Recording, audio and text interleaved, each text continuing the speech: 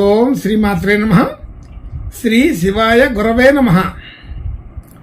యఃకర్త జగతాం భర్త సంహర్త మహసాం నిధి ప్రణమామి తమాదిత్యం బహిరంతస్తమోపహం. వీక్షకులకు నమస్కారం. ముందుగా అందరికీ శ్రీకృష్ణాష్టమి శుభాకాంక్షలు. వీక్షకులకు నమస్కారం. నేను మీ దేవులపల్లి రామకృష్ణ శాస్త్రి, ఆర్కే మాతృశ్రీ తెలుగు జ్యోతిషపరమైన యూట్యూబ్ ఛానల్. ఇప్పుడు ఆగస్టు నెల 25వ తేదీ నుండి ఆగస్టు నెల 31వ తేదీ వరకు గల గ్రహ స్థితిగతులని ఒకసారి పరిశీలన చేద్దాం. సింహరాశిలో సూర్యగ్రహం, కన్యారాశిలో కేతుగ్రహం, అలాగే శుక్రుడు నీచ స్థితి, కుంభరాశిలో శనిగ్రహం వక్రస్థితి, మీనరాశిలో రాహుగ్రహం, మేషరాశిలో చంద్రగ్రహం, వృషభ రాశిలో కుజ గురు గ్రహాలు, ఇంకా కర్కాటక రాశిలో బుధగ్రహం వక్రస్థితిలో ఉన్నాయి. ఇటువంటి గ్రహ స్థితి గతులని అనుసరించి ఈ వారం రాశులకి వార ఫలాలు తెలుసుకుందాం. గోపాల గోపాల గోపాల కృష్ణ. ఇప్పుడు మకర రాశి వారి గురించి తెలుసుకుందాం. మకర రాశి వారికి రాశి నుంచి 2వ స్థానంలో శనిగ్రహం వక్రస్థితి, అలాగే 3వ స్థానంలో రాహుగ్రహం, 4వ స్థానంలో చంద్రగ్రహం, 5వ స్థానంలో కుజ గురు గ్రహాలు, 7వ స్థానంలో బుధగ్రహం వక్రస్థితి, 8వ స్థానంలో సూర్యగ్రహం, 9వ స్థానంలో శుక్రుడు నిజస్థితి, కేతువు కూడా 9వ స్థానంలోనే ఉన్నారు. ఇటువంటి గ్రహ స్థితిని అనుసరించి ఈ వారం ఈ మకర రాశి వారికి కొంత మధ్యస్థమైన ఫలితాలే ఉంటూ ఉన్నాయి. అయితే రాశి నుంచి 2వ స్థానంలో శని భగవానుడు ఉండడం అనేది ఒక మేలైన పరిస్థితి. రాశ్యాధిపతి ద్వితీయంలో ఉండి వక్రించి రాశి వైపు దృష్టి ఉండడం అనేది జరుగుతుంది. అయితే రాశిని ఈ విధమైన పద్ధతిలో ఏలినాటి శని అనే పేరు ఉన్నప్పటికీ కూడా దాన్ని దాటి అనుకూలపడే అవకాశాలు ఉన్నాయి. అనుకూలమైన నిర్ణయాలు తీసుకోవడం, సకాలంలో సరైన నిర్ణయాలు అమలు చేసే విధానం కూడా బాగానే కుదురుతుంటుంది. ఆర్థికపరమైన విషయాల్లో కూడా అనుకూలత కొంత ఉన్నది.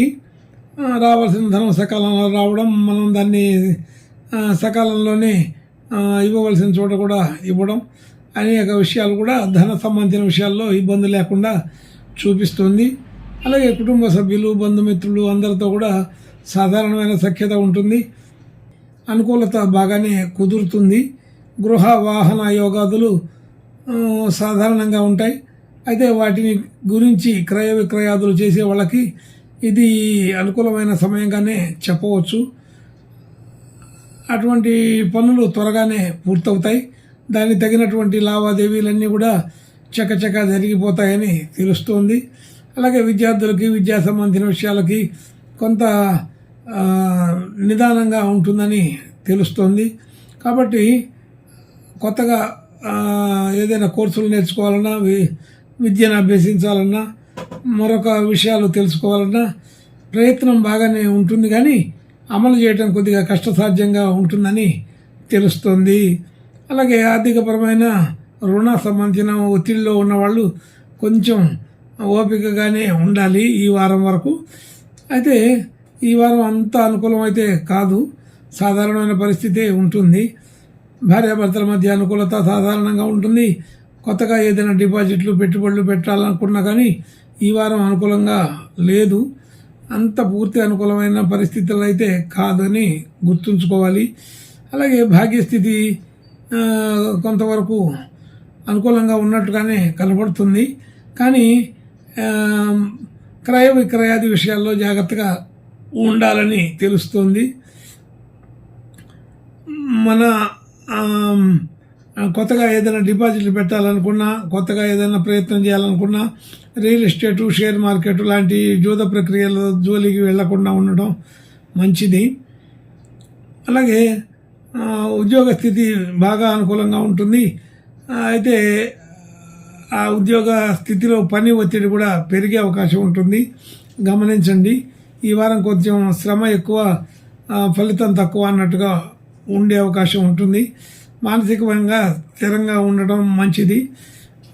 కొంత అప్పుడప్పుడు చికాకులు పెట్టే అవకాశాలు కూడా ఉంటూ ఉంటాయి. కాబట్టి ఉద్యోగ స్థితిలో పెద్దగా మార్పులు ఏమి ఉండవు, కానీ పని ఒత్తిడి వల్ల చికాకులు కలిగే అవకాశం ఉంటుంది. మాట తీరు కూడా కొంత వ్యత్యాసంగానే ఉండే అవకాశం ఉంటుంది. కాబట్టి జాగ్రత్తగానే ఉండమని చెప్పబడుతుంది. అయితే మనం ఎటువంటి పని చేసినా కానీ కీర్తి, గుర్తింపు, గౌరవాలు కలిగే అవకాశం బాగానే ఉంటుంది. వృత్తిపరంగా కానీ, ఉద్యోగపరంగా కానీ, వ్యాపారపరంగా కానీ మంచి అనుకూలమైన స్థితే చూడవచ్చు. అలాగే దూర ప్రాంత దేశాల నుంచి మనకి అనుకూలమైనటువంటి శుభవార్తలు వినే అవకాశం ఉంటుంది. అలాగే ఆర్థికపరమైన ఖర్చులు సాధారణంగా ఉంటూ ఉంటాయి. అది పెద్దగా ఇబ్బందికరమైన విషయాలు అయితే ఏమీ లేవు, అన్నీ అనుకూలంగానే ఉంటూ ఉంటాయి. కాకపోతే ఏ దాంట్లో కూడా స్పీడ్ పెరిగినట్టుగాను, చురుకుగా వెళుతున్నట్టుగాను అనిపించదు. స్తబ్దుగా, నిదానంగా, సాధారణ స్థితిలోనే కార్యక్రమాలన్నీ జరుగుతుంటాయని తెలుస్తూ ఉంటుంది. కొత్త వ్యక్తులు పరిచయం అయ్యే అవకాశం ఉంది. ఆ వ్యక్తుల ద్వారా ఆర్థికపరమైన లావాదేవీలు పెట్టుకోకుండా ఉండడం మంచిది. అన్ని రకాల విషయాల్లో కూడా కొంత సాధారణంగానే ఆలోచన చేయండి. ఇంకా ముందు మంచి స్థితిగతులు కలిగే అవకాశం ఉంటుంది. కాబట్టి ఈ వారం వరకు అంత పెద్దగా ఉపయోగంగా అనిపించటం లేదు. 31వ తారీఖు శని త్రయోదశి సందర్భంగా తైలాభిషేకాలు చేసుకుంటే ఇంకా బాగా అనుకూలపడే అవకాశం ఉంటుంది. ఇంకా మంచి శుభలక్షణాలు కలగడం కోసం ఈ మకర రాశి వారు ఈశ్వరుని ప్రార్థన, నమస్కారాలు, అభిషేకాలు చేసుకుంటే బాగానే ఉంటుందని తెలుస్తోంది. శుభం భూయాత్. గోపాల